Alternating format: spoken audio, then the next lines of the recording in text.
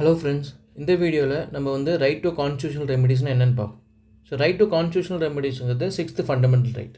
So இது வந்து பார்த்திங்கன்னா ஆர்டிகல் 32 அதை பற்றி சொல்லியிருக்காங்க. ஆர்டிகல் 32 என்ன சொல்கிறாங்கன்னா, the right to move to the Supreme Court in case of violation of fundamental rights. So உங்களோட ஃபண்டமெண்டல் ரைட்ஸ் வந்து வயலேட் ஆச்சு அப்படின்னா நீங்கள் வந்து டைரெக்டாக சுப்ரீம் கோர்ட்டில் போய் கேஸ் ஃபைல் பண்ணலாம் அப்படிங்கிறது தான் இந்த ஆர்டிகல் 32 சொல்கிறாங்க. ஸோ இந்த ஆர்டிகல் 32 வந்து பார்த்திங்கன்னா one of the basic features of the constitution. அப்படின்னா என்ன அர்த்தம்னா, பார்லிமெண்ட்னால இந்த பர்டிகுலர் ஆர்டிகல் 32 அமெண்ட் பண்ணி ரிமூவ்லாம் பண்ண முடியாது, இல்லைனா இதில் ஆல்ட்ரேஷன் கொண்டு வர முடியாது. அப்படிங்கிறது தான் இந்த பேசிக் ஃபீச்சர்ஸ் அப்படிங்கிறது மூலிமா நம்ம தெரிஞ்சுக்கணும். ஸோ இதில் வந்து பார்த்திங்கன்னா இந்த ஆர்டிகல் 32 வந்து பார்த்திங்கன்னா heart and soul of the constitution அப்படிங்கிறது அம்பேத்கர் வந்து இதை பற்றி சொல்லியிருப்பாங்க. ஸோ ஏன்னா 6 ஃபண்டமெண்டல் ரைட்ஸ் இருக்குது. இப்போ இந்த ஃபண்டமெண்டல் ரைட்ஸ் இல்லாமல் மீதி இருக்க 5 ஃபண்டமெண்டல் ரைட்ஸ் வந்து வயலேட் ஆச்சு அப்படின்னா டேரெக்டாக வந்து பார்த்தீங்கன்னா நீங்கள் சுப்ரீம் கோர்ட்டில் போய் அதை என்ஃபோர்ஸ் பண்ணுறதுக்கான ரைட்ஸ் உங்களுக்கு இருக்குது அப்படின்னு சொல்லியிருப்பாங்க. ஸோ வெறும் ரைட்ஸ் மட்டும் இருக்குதுன்னு சொல்லிட்டு அதை என்ஃபோர்ஸ் பண்ணுறதுக்கான வழி சொல்லலை அப்படின்னா அது வெறும் பேப்பரில் தான் இருக்கும், அதோட யூஸபிலிட்டி இருக்காது. ஸோ அதனால் ஆர்டிகல் 32 வந்து பார்த்தீங்கன்னா heart and soul of the constitution அப்படின்னு சொல்லிட்டு யார் சொல்லியிருக்காங்கன்னா அம்பேத்கர் சொல்லியிருக்காங்க. இந்த ஆர்டிகல் 32 மூலிமா நீங்கள் சுப்ரீம் கோர்ட்டை அப்ரோச் பண்ணலாம். ஸோ அதனால தான் இதை என்ன சொல்லுவாங்கன்னா writ jurisdiction of supreme court அப்படின்னு சொல்லுவாங்க. அப்போது ரிட் ஜூரிஸ்டிக்ஷன் ஆஃப் ஹை கோர்ட்னா என்னென்னு பார்த்தீங்கன்னா ஆர்டிகல் 226. ஸோ ரெண்டும் சேம் தான். அதாவது நீங்கள் வந்து ஹை கோர்ட்டுக்கு அப்ரோச் பண்ணணும்னா ஆர்டிகல் 226 கீழே போவீங்க. இதுவே வந்து பார்த்தீங்கன்னா சுப்ரீம் கோர்ட் போகணுன்னா ஆர்டிகல் 32 கீழே போவீங்க. ஸோ ரெண்டுத்துலேயும் வந்து பார்த்தீங்கன்னா உங்களோட ஃபண்டமெண்டல் ரைட்ஸ் வயலேட் ஆனால் நீங்கள் வந்து அந்த கன்சர்ன் கோர்ட்டை வந்து அப்ரோச் பண்ண முடியும். ஸோ இந்த ரிட்டுங்கிறது என்னென்ன ரிட்டு அப்படின்னு பார்த்தீங்கன்னா மொத்தம் 5 ரிட்டு இருக்குது. ஒன்று ஹேபியஸ் கார்பஸ். ஸோ ஹேபியஸ் கார்பஸ்னால் என்னன்னு சொல்லுவாங்கன்னா பிரிங் த பாடி அப்படின்னு சொல்லுவாங்க.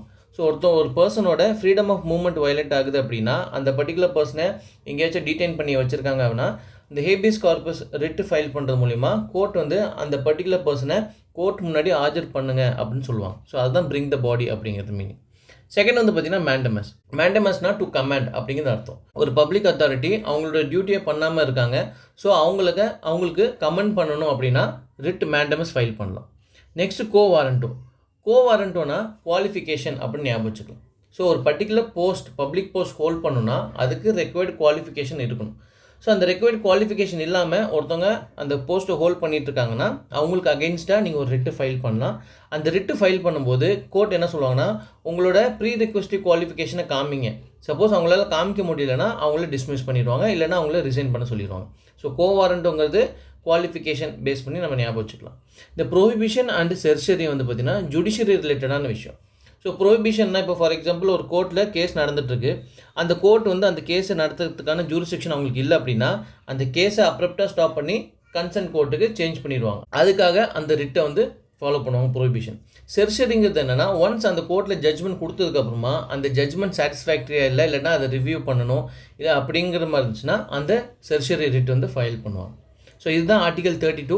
ஆர்டிகல் 32 வந்து பார்த்தீங்கன்னா கான்ஸ்டியூஷனல் ரெமெடிஸ். இதுதான் fundamental rights, 6th fundamental rights. இதுக்கப்புறமா வந்து நம்ம ஆர்டிகல் 33, 34, 35 பார்க்க போகிறோம். இது வந்து பார்ட் 3ல் வந்து அந்த ஆர்டிகல்ஸ் இருக்குது, என்னங்கிறது நம்மளுக்கு தெரிஞ்சுக்கணும். பட் ஆனால் ஃபண்டமெண்டல் ரைட்ஸ்னு சொல்லும்போது இந்த 32 ஆர்டிகல் தான் சொல்லுவோம். ஸோ இது வரைக்கும் நம்ம 6 ஃபண்டமெண்டல் ரைட்ஸ் என்னங்கிறது பார்த்துட்டோம். ஸோ ஆர்டிகல் 33 அப்படின்னா என்னென்னு பார்த்தீங்கன்னா பார்லிமெண்ட்டுக்கு ஒரு பவர் கொடுக்குறாங்க. என்ன மாதிரி பவர் கொடுக்குறாங்கன்னா அதில் ஒரு மாடிஃபை பண்ணலாம். எதை மாடிஃபை பண்ணலாம்னா ஃபண்டமெண்டல் ரைட்ஸை மாடிஃபை பண்ணலாம். ஃபண்டமெண்டல் ரைட்ஸை சேஞ்ச் பண்ண முடியுமான்னு அப்படி இல்லை. அந்த ஃபண்டமெண்டல் ரைட்ஸ் வந்து யாருக்கு அப்ளை ஆகும், அப்ளிகேஷன் ரிலேட்டடாக அது பண்ண முடியும். யாருக்கெல்லாம் பார்த்தீங்கன்னா அந்த ரெஸ்ட்ரிக்ஷன்ஸ் இம்போஸ் பண்ணுறாங்க பார்த்தீங்கன்னா ஆர்ம்டு ஃபோர்ஸஸ், போலீஸ் ஃபோர்ஸஸ், அப்புறமா இன்டெலிஜென்ஸ் ஆர்கனைசேஷன்.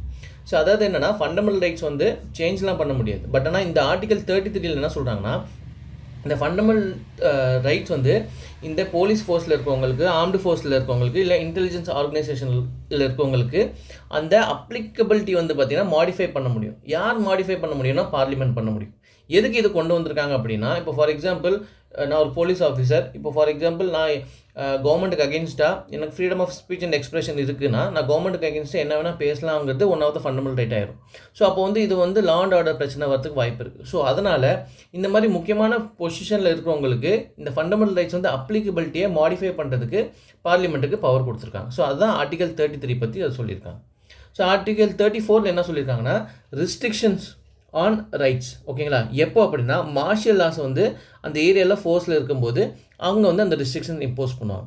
சரி, நம்ம ஃபண்டமெண்டல் ரைட்ஸ் பார்க்கும்போது என்ன சொல்லியிருக்கோம்னா ஃபண்டமெண்டல் ரைட்ஸ் வந்து பார்த்திங்கன்னா it's not an absolute right. சில ரீசனபிள் ரெஸ்ட்ரிக்ஷன்ஸ் வந்து இம்போஸ் பண்ண முடியும்.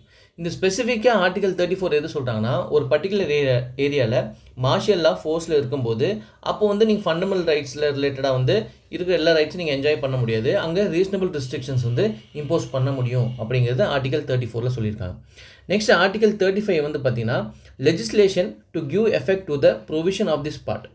ஸோ பார்லிமெண்ட்டுக்கு இந்த ஃபண்டமெண்டல் ரைட்ஸை இம்ப்ளிமெண்ட் பண்ணுறதுக்கு இல்லைன்னா எஃபெக்ட் பண்ணுறதுக்கு அவங்க வந்து சில லாஸ் வந்து எனாக்ட் பண்ண முடியும் அப்படிங்கிறது ஆர்டிகல் 35 சொல்லியிருக்காங்க. ஸோ ஆர்டிகல் 33 வந்து பார்த்திங்கன்னா, இந்த armed force, police force, intelligence ஆர்கனைசேஷனுக்கு இந்த ஃபண்டமெண்டல் ரைட்ஸ் வந்து அப்ளிகபிலிட்டிக்கு ரெஸ்ட்ரிக்ஷன்ஸ் வந்து கொண்டு வரலாம், இல்லை எப்படி அப்ளை பண்ணலாம் அப்படிங்கிறது சொல்லியிருப்பாங்க. 34 வந்து பார்த்திங்கன்னா, மார்ஷியல் லா ஃபோர்ஸில் இருந்துச்சுன்னா அங்கே வந்து என்ன ரெஸ்ட்ரிக்ஷன்ஸ் கொண்டு வர முடியும் அப்படிங்கிறது 34 சொல்லியிருப்பாங்க. 35 வந்து இந்த பார்ட் 3 சொல்லியிருக்க விஷயத்தை இம்ப்ளிமெண்ட் பண்ணுறதுக்கோ இல்லை எஃபெக்ட் கொண்டு வரதுக்கு பார்லிமெண்ட் லெஜிஸ்லேஷன் மூலிமா கொண்டு வரலாம் அப்படின்னு ஆர்டிகல் 35 சொல்லியிருக்காங்க. ஸோ இது மூலிமா வந்து பார்த்திங்கன்னா பார்ட் 3 இருக்க ஃபண்டமெண்டல் ரைட்ஸ் எல்லாமே நம்ம பார்த்துருக்கோம். 6 ஃபண்டமெண்டல் ரைட்ஸ் இருக்குது, அது என்னங்கிறது பார்த்துருக்கோம். ஸோ ஹோப்ஃபுல்லி உங்களுக்கு புரியுற மாதிரி நான் சொல்லியிருப்பேன்னு நினைக்கிறேன். சப்போஸ் ஏதாவது டவுட்ஸ்னால் கமெண்ட் செக்ஷனில் சொல்லுங்கள். இந்த வீடியோ உங்களுக்கு பிடிச்சிருந்துச்சுன்னா லைக் பண்ணுங்கள். உங்கள் ஃப்ரெண்டுக்கு யூஸ் ஆகும்னு நினச்சிங்கன்னா இந்த வீடியோ ஷேர் பண்ணுங்கள். தேங்க்யூ.